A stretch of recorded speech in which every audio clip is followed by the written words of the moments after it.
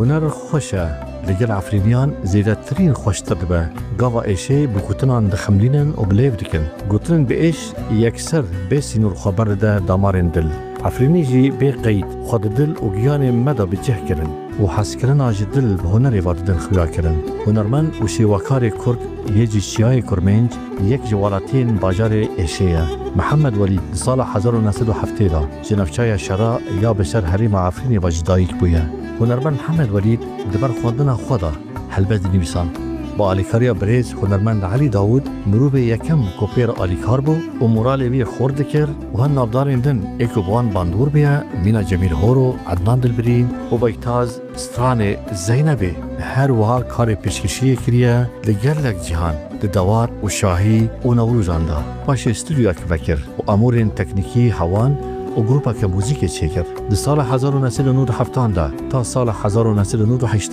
دست به داخل کاسیتان کرد و بلاف کرد.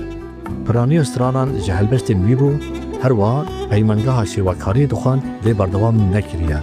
جبرکو جهله به پنابری عفرین بو و پاش بری خدا شهبا و شهبا جی درباسی خاموش لو بو. شهبا د انجام تکلیین به شیواکاران را مورالی وی بهیز کرن و چند پیشنگه جی لدار خستیه. نابو دنگی وی بلاف بو. بلاف کردن تیروکا استرانا فرهاد و شیرین به کوتن و آوازین وی.